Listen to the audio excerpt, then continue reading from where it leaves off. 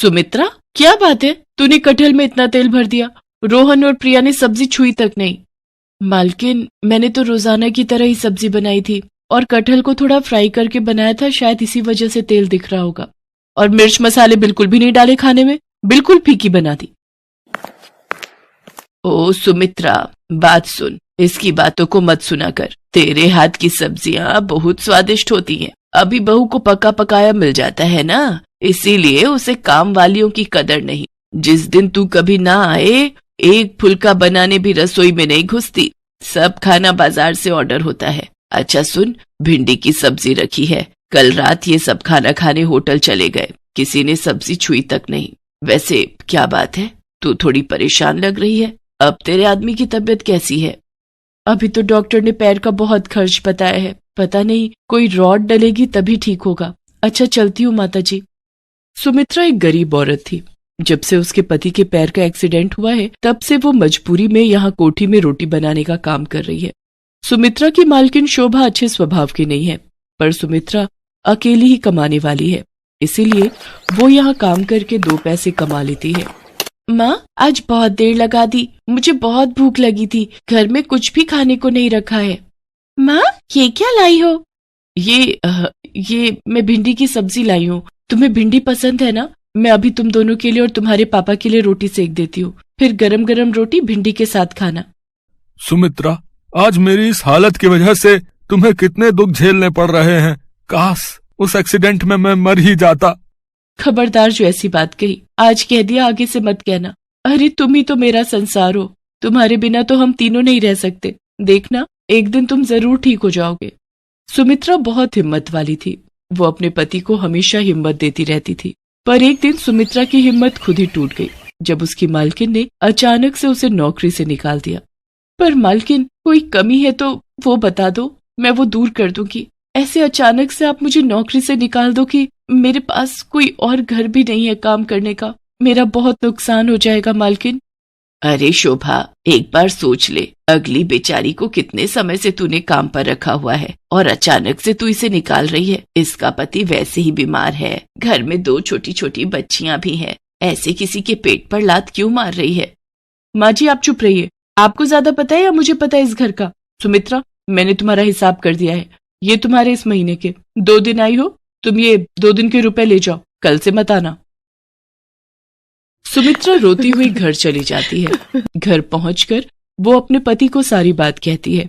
वो भी ये सब सुनकर बहुत परेशान हो जाता है। अचानक से सुमित्रा को कौन काम देगा? हर कोई एकदम से विश्वास भी नहीं करता, और वो भी एक रोटी बनाने वाली पर। सुमित्रा शाम का खाना बना रही थी कि तभी उसके दरवाजे पर खटखट होती है। अरे माता जी, आप और इस समय? आइए, अंदर आइए। सुमित्रा, आज सुबह शोभा ने जो भी किया उस बात से मुझे बहुत ठेस पहुंची है। मैं मंदिर के लिए निकली थी, पर मेरा मन मंदिर में भी नहीं टिक रहा था, इसलिए मैं तुमसे मिलने चली आई। मैं शोभा को तो नहीं सुधार सकती, पर मैं तुम्हें एक सलाह देना चाहती हूँ, अगर तुम मानो तो।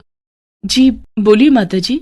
सुमित्रा, ये 10,000 रुपए रख ले और इनसे खुद का कोई खाने का ठेला लगा ले।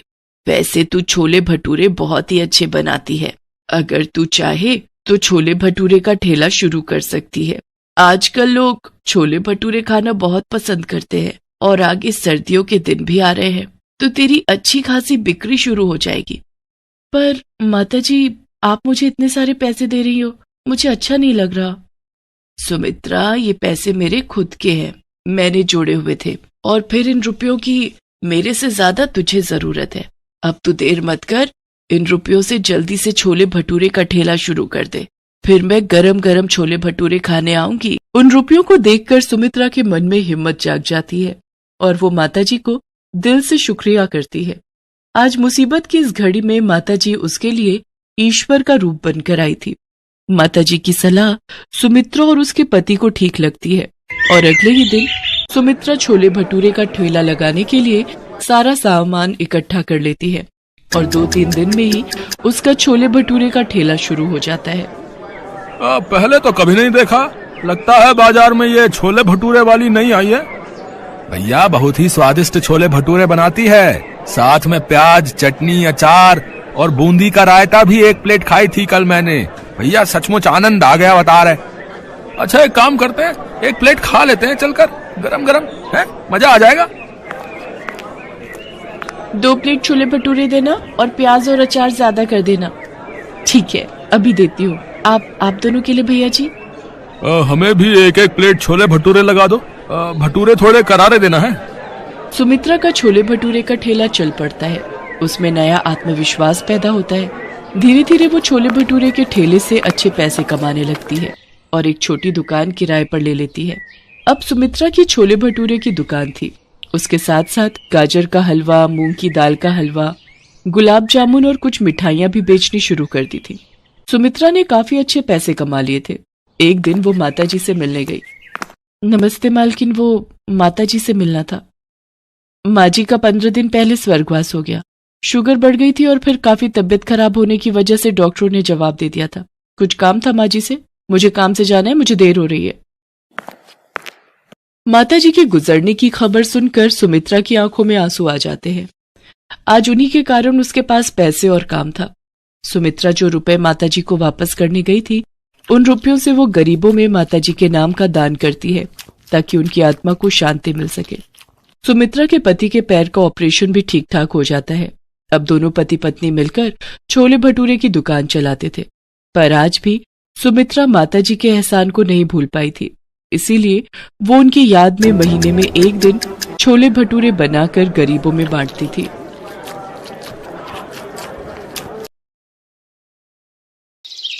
मान्या एक बड़े होटल में शेफ थी और बहुत ही बढ़िया बढ़िया तरह के खाने बनाने में माहिर थी। होटल वाले भी मान्या के काम को बहुत पसंद करते थे। मान्या, तुम्हारी बनाई रेसिपी हमारे कस्टमर्स को बहुत पसंद आ रही है। तुम ऐसे ही नई नई डिश ट्राई करती रहा करो। बाकी ये लो तुम्हारी इस महीने की तनख्वाह। Thank you sir. आज सैलरी मिली है, क्यों ना माँ के लिए एक नई शॉल खरीद लूं। ठंड का मौसम भी आने वाला है और राहुल भी बहुत समय से नया बैट खरीदने के लिए कह रहा था। उसका जन्मदिन भी आने वाला है। उसके लिए एक बैट खरीद लेती हूँ। मान्या अपनी माँ के लिए शॉल और अपने छोटे भाई के लिए एक बैट खरीद कर घर पहुंचती है। अरे वाह दीदी, नया बैट! आज मैं इसी बैट से क्रिकेट खेलूंगा। मान्या बेटा, तुझे सैलरी मिलती है, तू हमारे लिए इतना कुछ ले आती है, अपने लिए भी कभी कुछ खरीद लिया कर बेटा। माँ, आप दोनों के लिए खरीद लेती हूँ तो समझो मुझे उसी में दुनिया की खुशी मिल जाती है। मान्या सबके बारे में कितना सोचती है। हे भगवान, मेरी बच्ची को सदैव सफलता मिलती रहे। आपका आशीर्वाद मेरी बच्ची पर सदैव बना रहे। मेरी बच्ची ने बचपन में बहुत दुख देखे हैं। अपने पिता के जाने के बाद सारी जिम्मेदारी इसी ने संभाली। मान्या इसी तरह से मेहनत से होटल में काम कर रही थी। मोनिका नाम की एक लड़की भी उसी होटल में वेटर की नौकरी करती थी। वो भी मान्या के बनाए खाने की बहुत तारीफ करती थी।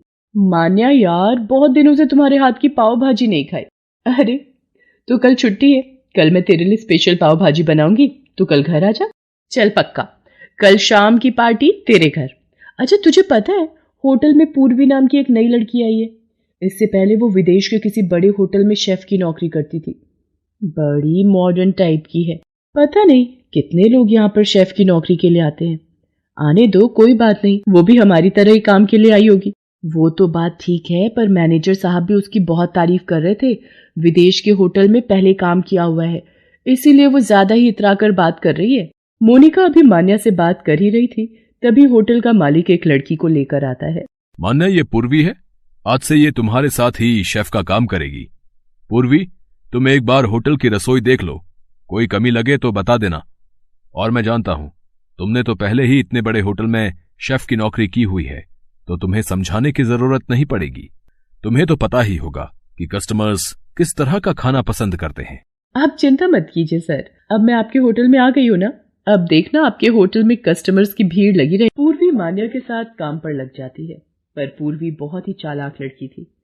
सारा काम मान्या करती थी, पर जैसे ही मैनेजर सामने पड़ता, पूर्वी झट से काम का दिखावा करने लगती। पूर्वी काम को लेकर अक्सर लापरवाही दिखाती थी। ऐसे ही एक दिन, पूर्वी ये ऑर्डर रेडी करना है और ध्यान रहे ये खाना बिना मिर्ची का बनाना है। 1 सेकंड, मेरा जरूरी कॉल आ रहा है, बाकी तुम चिंता मत करो, मैं ध्यान रखूंगी। अरे मान्या, जरा ये 2 ऑर्डर रेडी करने हैं, मिर्ची ज्यादा रखना, मैं जरा एक कॉल अटेंड करके आ रही हूँ। खाने में मिर्च होने से और वो भी ज्यादा मिर्च खाकर कस्टमर्स गुस्से में आ जाते हैं। ये इतनी बड़ी गलती कैसे हुई मोनिका? मैंने तुम्हें कहा था कि इस ऑर्डर में मिर्ची नहीं डालनी है। सर मैंने तो पूर्वी को बोल दिया था, पर उसने ऐसी गलती क्यों की मुझे नहीं पता। सर आपको पता है मेरे एक विदेशी फ्रेंड हमारे होटल में मेहमान बनकर आ रहे हैं, इसलिए मैं उनसे फोन पर बात कर रही थी। मैंने मान्या को बोल दिया था इस खाने में मिर्च नहीं डालनी है, फिर उसने मेरी बात को अनसुना कैसे कर दिया मुझे नहीं पता। मान्या, मैं तुम्हें अभी इसी वक्त नौकरी से निकाल रहा हूँ, कल से आने की कोई जरूरत नहीं है। सर जहाँ झूठ पर विश्वास किया जाता हो वहाँ मैं खुद नौकरी नहीं करना चाहती। Thank you. मान्या उदास मन से घर आ जाती है और सारी बात अपनी माँ को बताती है। तूने बिल्कुल ठीक किया बेटा, जहाँ इज्जत ना हो ऐसी जगह पर नौकरी करने की कोई जरूरत नहीं है। नमस्ते आंटी जी। मान्या कैसी? अरे मोनिका तू आज जॉब पर नहीं गई? तुझे पता है मेरा भी उस होटल में तेरे बिना दिल नहीं लग रहा था, इसलिए मैंने वो जॉब छोड़ दी। मोनिका तूने मेरी खातिर जॉब छोड़ दी? पर मोनिका अरे कोई बात नहीं, वैसे भी वो जॉब करते करते मैं तंग आ गई थी। अब कुछ दिन का ब्रेक लेकर फिर कोई काम ढूंढूंगी। चल आज फिर मैं तुझे अपने हाथ की पाव भाजी खिलाती हूँ, उस दिन भी तू आ नहीं पाई थी। मैंने एक नया काला मसाला बनाया है, आज पाव भाजी में वही डालूंगी। इसका मतलब आज तो मुझे काली पाव भाजी खिलाने वाली है। हाँ यही समझ ले, काले मसाले की बनी काली पाव भाजी। मान्या काली पाव भाजी तो बहुत ही स्वादिष्ट बनी है। मान्या तू सचमुच बेस्ट शेफ है। इस पाव भाजी को खाकर मेरे दिमाग में एक आइडिया आया है। क्यों ना तू काली पाव भाजी का ठेला शुरू कर दे? क्यों ना दोनों मिलकर शुरू करते हैं? आधे पैसे मैं लगाऊंगी, बाकी के आधे पैसे तू लगा ले। दोनों पार्टनरशिप में काम करेंगे। क्यों आंटी जी, सही कह रही हो ना? आइडिया तो अच्छा है। मान्या तुम बताओ बेटा। माँ अगर आप दोनों को ये सही लग रहा है तो ठीक है। मोनिका हम दोनों मिलकर काली पाव भाजी का ठेला शुरू करते हैं। मान्या और मोनिका दोनों मिलकर काली पाव भाजी का ठेला लगा लेते हैं। मान्या के हाथों की बनी काली पाव भाजी लोगों को बहुत पसंद आ रही थी। धीरे धीरे उनके ठेले पर भीड़ बढ़ती जाती है और मान्या और मोनिका की काली पाव भाजी सोशल मीडिया पर फेमस हो जाती है। मान्या तेरे हाथों में जादू है, आज देख हमारे ठेले पर कितनी दूर दूर से लोग काली पाव भाजी खाने के लिए आने लगे हैं। ये देख हमारे ठेले की काली पाव भाजी के सोशल मीडिया पर कितने वीडियोस बने हैं। मोनिका ये सब तेरे कारण ही संभव हो पाया है। तू अगर मुझे हिम्मत ना देती तो मैं तो बिल्कुल निराश हो गई थी। मान्या ये तेरा हुनर है जो तुझे यहाँ तक लाया है। अच्छा सुन, मैंने वो तुझे बताया था ना होटल खोलने के लिए एक अच्छी जगह मिल गई है, आज ही देखने चलते हैं। मान्या के खाना बनाने का हुनर और मोनिका की दोस्ती दोनों जब आपस में मिल गए तो उन दोनों ने अपने काम में सफलता हासिल की और कुछ समय बाद उन्होंने अच्छे पैसे कमाकर एक बड़ा होटल खोल लिया जिसमें सबसे स्पेशल डिश थी काली पाव भाजी।